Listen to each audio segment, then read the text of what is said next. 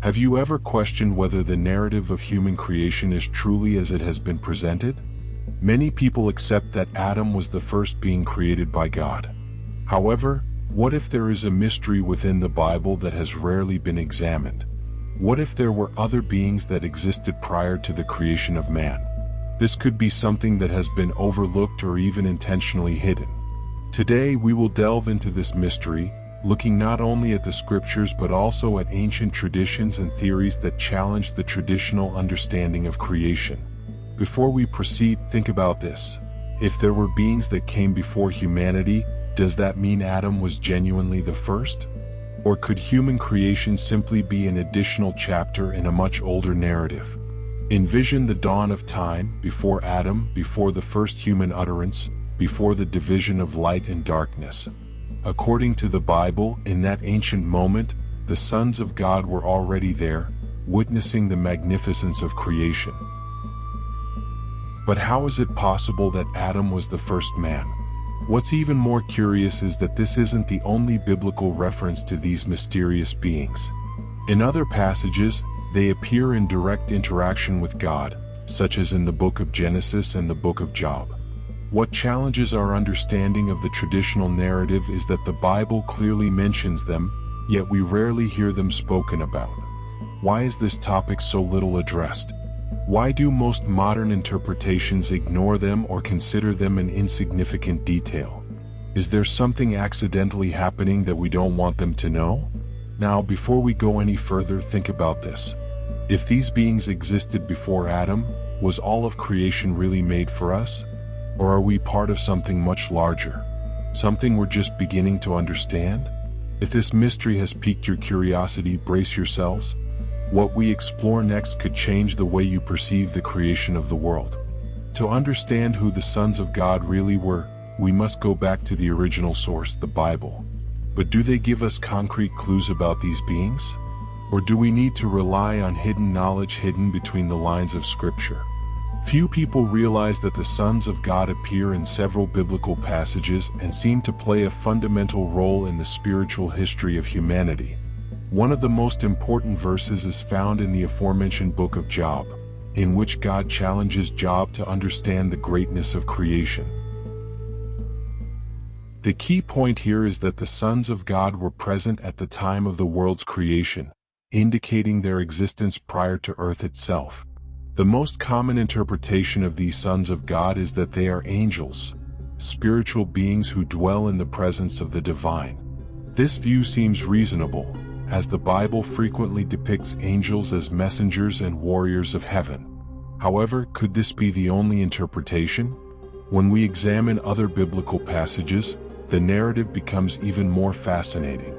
For instance, in Job 1 verse 6, we encounter a puzzling moment where the sons of God come to present themselves before the Lord, and Satan is also among them. This scene suggests that the sons of God are gathered in a divine assembly, almost as if they are part of a heavenly council. If they are merely angels, why does the Bible refer to them specifically as sons of God rather than just angels? Might Scripture be hinting at something beyond our current understanding?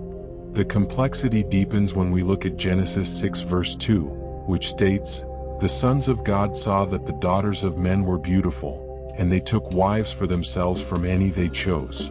This verse prompts numerous questions. Who exactly are these sons of God? If they are solely angels, how could they engage in physical relationships with human women? Or are we dealing with a more profound reality, where spiritual and material realms are intertwined in ways that remain elusive to us? Some scholars suggest that this verse indicates that the sons of God were spiritual beings who somehow interacted physically with humanity. This brings us to another intriguing question. If these beings had the ability to interact with humans, could it be that they existed prior to humanity and influenced history in ways we cannot fully comprehend? An interesting passage in Psalm 89 verse 6 states, "For who in the skies can be compared to the Lord? Who among the sons of God is like the Lord?" This verse suggests that the sons of God are celestial beings residing in the heavens.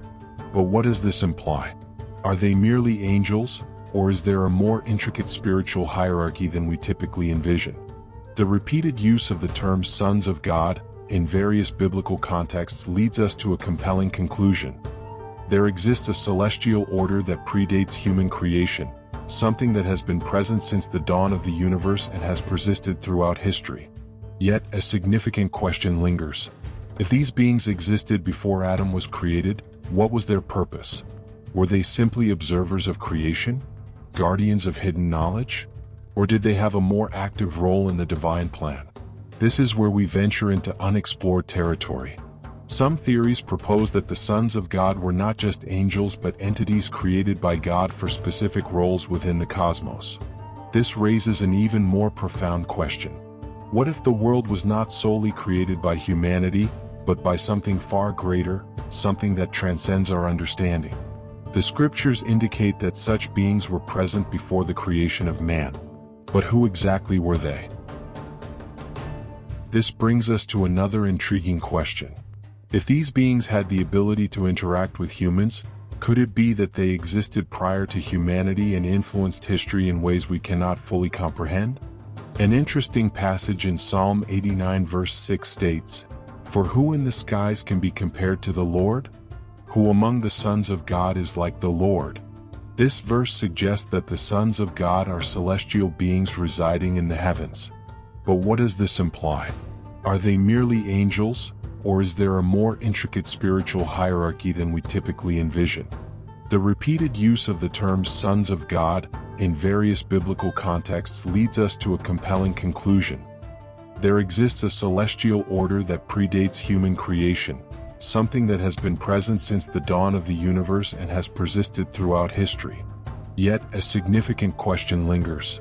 If these beings existed before Adam was created, what was their purpose? Were they simply observers of creation? Guardians of hidden knowledge? Or did they have a more active role in the divine plan? This is where we venture into unexplored territory. Some theories propose that the sons of God were not just angels but entities created by God for specific roles within the cosmos. This raises an even more profound question. What if the world was not solely created by humanity, but by something far greater, something that transcends our understanding? The scriptures indicate that such beings were present before the creation of man.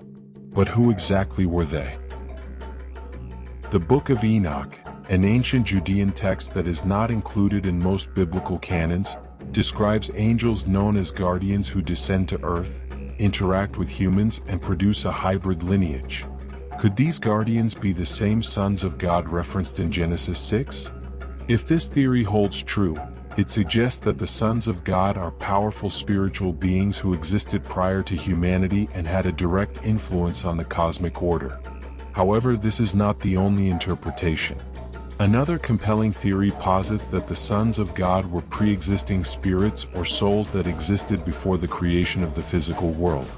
This concept appears in certain early Christian writings and various Judeo-Christian traditions. This theory suggests that before God created the material universe, He created souls or spirits that awaited their destined roles. While this idea may seem unusual, some biblical passages hint at a similar notion. For instance, in Jeremiah 1 verse 5, God tells the prophet, "Before I formed you in the womb I knew you, before you were born I set you apart." This implies that Jeremiah's soul existed prior to his physical birth. If this is true for Jeremiah, could it also apply to others? This leads to a fascinating question. What if the sons of God were spiritual beings created before humanity, yet without physical bodies? If this hypothesis is accurate, Adam would not be the first being created by God, but rather the first human on earth, while the sons of God already existed in a different state of being. This could clarify their presence before the world's creation and their appearances throughout the Bible, where they interact with both God and humanity. Lastly, there is a third theory that radically reinterprets our understanding of creation history, the gap theory or the space theory. According to this perspective, there may have been a creation prior to Adam that was subsequently destroyed before the formation of the world as we know it. This concept is rooted in Genesis 1-2, which describes the earth as formless and empty, with darkness covering the surface of the deep. However, there is a noteworthy detail. The Hebrew verb translated as was can also be interpreted as became, suggesting that the verse could imply that the earth became formless and empty. If this interpretation is accurate, it indicates that something existed prior to this state. In this case, the sons of God could belong to a previous creation, perhaps a celestial or even physical civilization that existed before humanity and was destroyed for some reason. This would explain their presence at the time of the earth's formation, as they may have already been part of a history that predates humanity. This theory also aligns with passages that discuss Lucifer's rebellion and the fall of the angels. If there was indeed a creation before Adam, could Lucifer's rebellion be connected to it? Were the sons of God part of that ancient world that was lost? If so, Adam would not be the first created being, but rather the first of a new era of creation. Regardless of which theory one subscribes to, one thing remains clear. These beings existed before humanity and played a significant role in the history of creation. This leads to another critical question. What happened to them after Adam's creation? Did they vanish? Can we still feel their influence in the world today? If the sons of God governed creation before humanity, did they passively accept their loss of position? Or did some rebel against the divine plan in an attempt to reclaim their former status? This notion prompts an even deeper inquiry. If these beings existed prior to humanity and some rebelled against God, is their influence still present today? Throughout the Bible, we encounter references to spiritual beings that continue to operate in the world, impacting nations and historical events. For instance, in Daniel 10 verse 13, a spiritual being known as the Prince of Persia is mentioned as having engaged in battle with an angel sent to Daniel. This suggests that spiritual forces remain active, ruling and exerting influence on earth.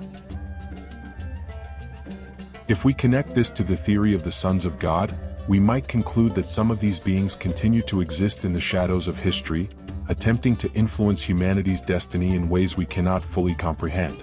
The pressing question is, are we prepared to acknowledge this reality?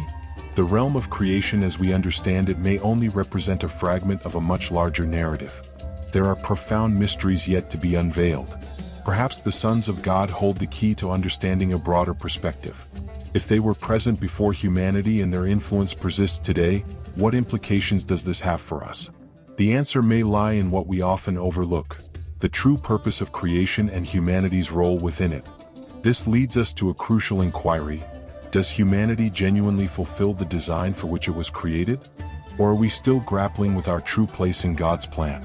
The Bible reveals that God created not only the physical world but also spiritual realms, celestial beings, and cosmic structures that far exceed our understanding.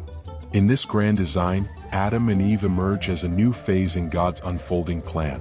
However, this does not imply that they were the first beings created. Rather, they were the first of a new order within the celestial hierarchy. If God's children existed prior to humanity, then God's creation neither began nor concluded with us. We are merely one part of a much larger tapestry, a story that has been unfolding since the dawn of time and continues to be written.